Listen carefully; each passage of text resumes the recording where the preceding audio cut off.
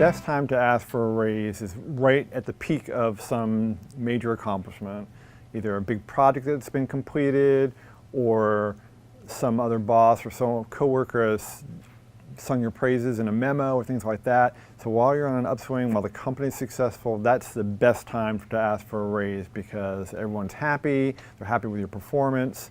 But you can also do it during annual review. You can at least set the groundwork there and say, if it's a positive review and set that up. But I'd say the best time is when you've accomplished something major.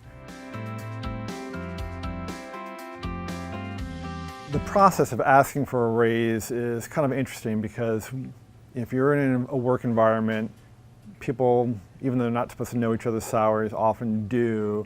And so one of the things you definitely do not want to do in a raise situation is say, well, I saw that Becky's making X amount and she started here after me and she has less experience. So it doesn't matter what anyone else is making, the focus should be just on you. Every day, keep a journal, whether it's online or whatever, of just things you've done because sometimes you forget. So when you go into asking for a raise, you all of a sudden forget that big client that was so happy with you last year.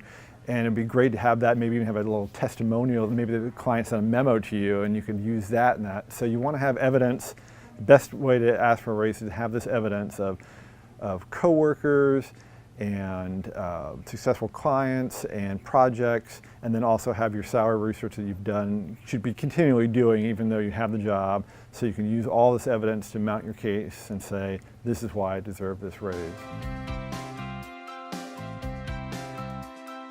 If you go into the meeting for a raise and you get turned down, then you have to come back and first ask the reasons why, of course. Find out maybe the company is struggling, you weren't aware of it. Maybe they're actually trying to hire more people so they don't have room in the salary to do that. Maybe there's a salary cap and you're already maxed out at the top. So get that information because that's going to help you determine your next steps. So for example, if you're at the top of your salary and there's no way to go, then the next thing you need to think about is, well, maybe I need a promotion more than a raise.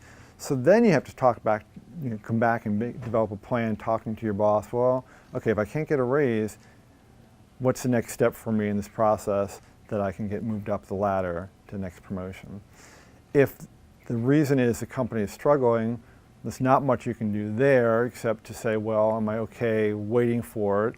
Maybe you can come back with a counter proposal that says, okay, well, no raise today, but let's revisit this in 6 months and maybe we can do a little larger raise or something even retroactive if the company is improving and I'm still contributing as I have been doing. And then of course the third thing is to say, well, if they say there's no money for whatever reason, whether it's maybe your case wasn't strong enough or maybe the company is struggling, then you have to say, well, if I feel I'm worth much more in the marketplace than this employer is willing to give, then maybe again you have to start looking out in the marketplace for a new job, a new employer that will be willing to pay you what you think you're worth.